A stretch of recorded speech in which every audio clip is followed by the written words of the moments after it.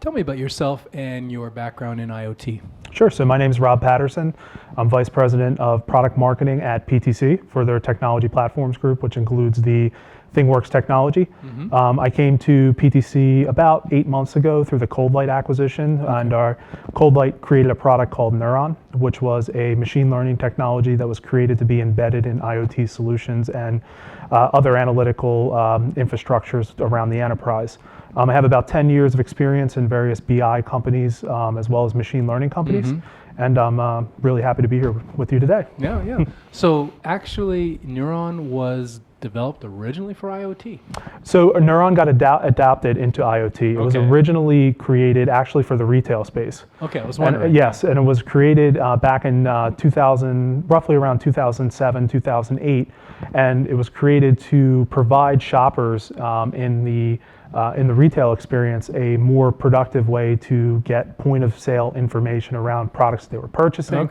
More predictive information at point of purchase or point of sale for the actual consumer, not for the retailer themselves. I see. But actually, shortly after the technology was originally created, we were organically pulled into the healthcare market. There was a lot of things going on from a regulatory standpoint, as well as the overall market in the healthcare space was starting to adopt these types of predictive technologies very rapidly. So we got into things like revenue cycle management, population health management very, very rapidly. And then as the Internet of Things started to develop, we were brought into the IoT space more and more for a lot of uses within the Internet of Things. Okay. My phone is on. I'm sorry, I thought I turned it off.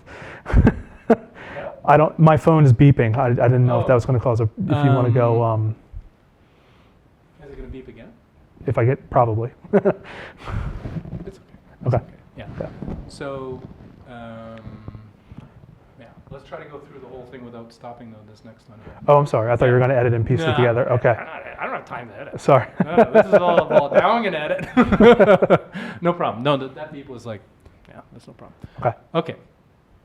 So let's get into the technology with a little bit more detail. Sure. Well, let's get a little bit geeky here. Okay. I want to know what are the atomic or the base routines for IoT analytics? If you look at what can be done with analytics in the IoT, there's really, I think, 3 arenas that IoT analytics play in. One is pattern and anomaly detection. Okay. Being able to detect when things come off of the norm, if you will, whether it's from a sensor or from an actual device that's housing many sensors. Secondly is the ability to understand what's going to happen with an individual device or sensor in the IoT. That's more predictive. So being able to take predictive intelligence and not only create it, but operationalize it in applications or other uses within your enterprise. And then thirdly is closing the loop back, which is around prescriptive or simulative intelligence, using various machine learning techniques to derive that type of information in applications that are being used.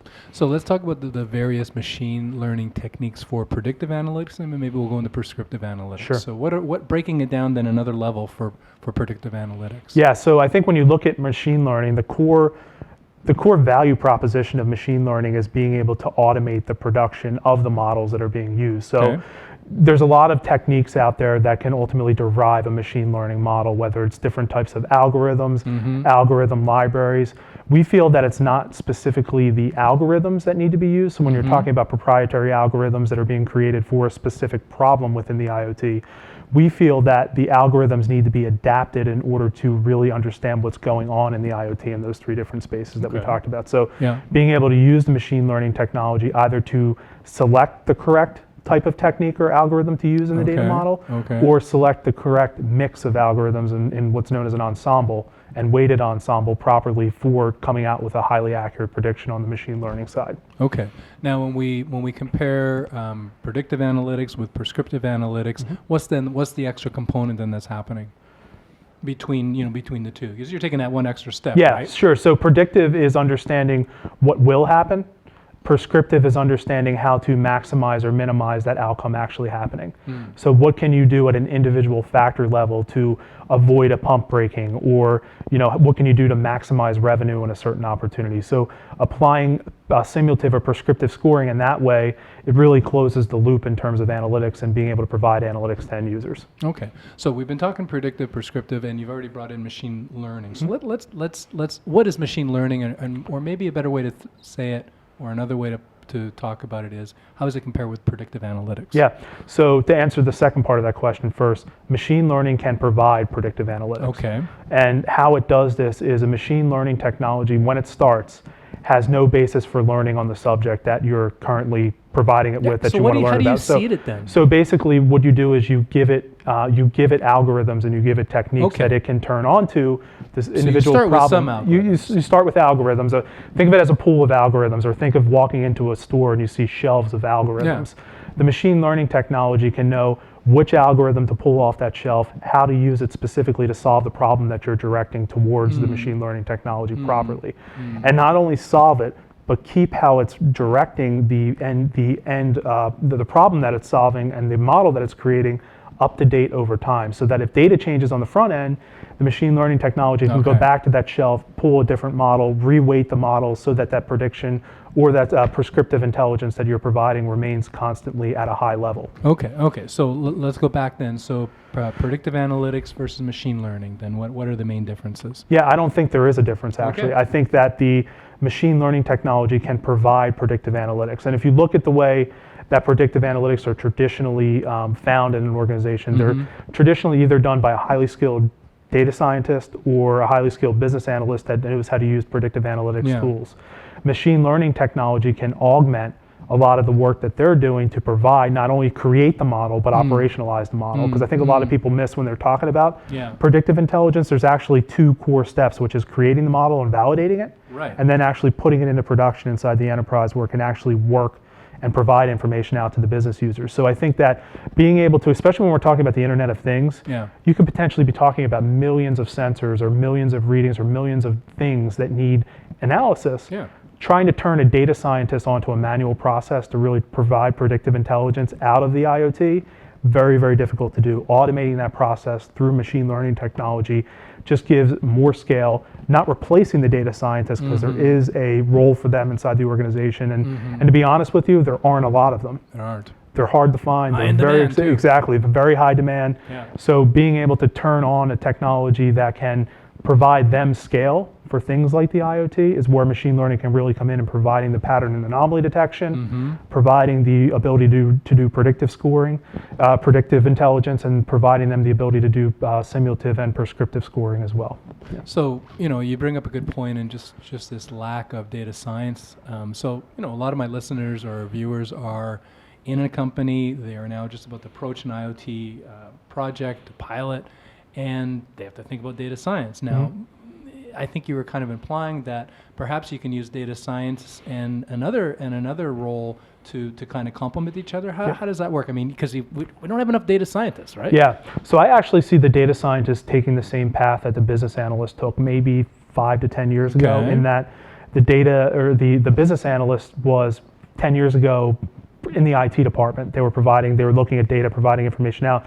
Now the business analyst lives in the individual business units, solving problems, building dashboards, delivering intelligence to decision makers.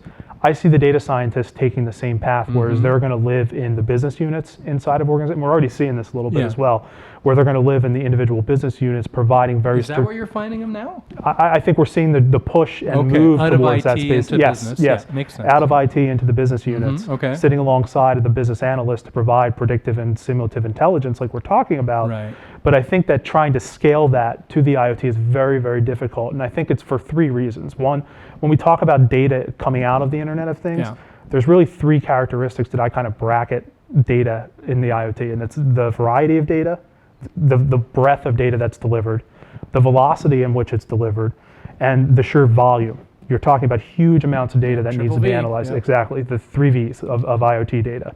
I didn't coin that, by the way. I don't know who did, but I read it somewhere, and I think it's brilliant that it kind of categorizes it that way. But I think that being able to understand and being able to provide automation around deriving intelligence out of that information is really what's needed for the IoT space. But when you talk about using machine learning to do so, machine learning can be very, very complex. Right. Having the ability to, from an end user standpoint, allow them to interact with the machine learning technology in a way that they don't know that they're interacting with the machine learning technology is where the rubber hits the road with ML and IoT.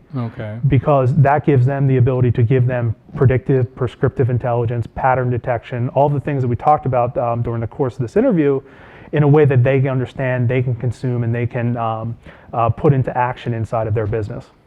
And so what does that look like then? So they're working side by side with a data scientist, or are they? I mean, whose job is this, and what are they doing then? So I think the creation of the underlying applications that are going to be using this type of technology is not the responsibility of the data scientists. I think it's the responsibility of the application developers, either the enterprise app developers in terms of building applications that are going to be used internally for things like efficiency and those types of things, makes but sense. also people like product managers and people that are building commercialized products on top of platforms that are going to be used by their end users out into market. So it's their responsibility to obfuscate all of the complexity out of machine learning and deliver information in a way that's consumable for end users inside of the applications they're using. And those end users, you're saying, are those product managers potentially? No, I'm saying that the product managers are the people that are responsible for creating.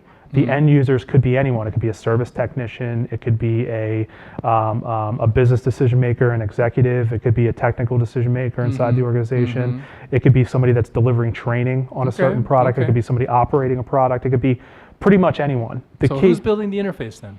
The interface is being built by the engineer, the software engineer that's actually responsible for that product. In terms of a commercialized product that's being delivered to market, I think the product managers play a key role in how that's going to be comped out and built into an actual product. But I think that the engineer is responsible for actually building that. And I think giving the engineer a way from a platform perspective that they don't have to piece together everything and doing command line code to get everything to work together is really what's powerful. So being able to give them the ability to connect to their things in their IoT, in their world, right? So giving them a really solid AEP type of experience where they can develop and test and deploy applications very, very rapidly. But then behind all this, like I talked about, from a machine learning standpoint, giving them the ability to easily integrate the machine learning aspects into what they're building is really, really powerful. And then from a front end standpoint, giving them a variety of different ways in order to create front end user interfaces for users, whether it's anything from a basic web application or a mobile experience all the way through to an experience that delivers on an augmented reality type of experience where they can throw on a set of ODG glasses or Epson glasses, and if you're a service technician, see how something should actually be fixed, see the readings coming off of that device in real time. So giving them all of those capabilities wrapped in one type of wrapper is what's going to give us scale in terms of building applications for the IoT. Cool stuff. Yeah. All right, Rob, where can people find out more about you and your company? Yeah, so more about me, you can find me on LinkedIn, and as well as you can find our company at www.thingworks.com. Excellent, thanks. Yeah.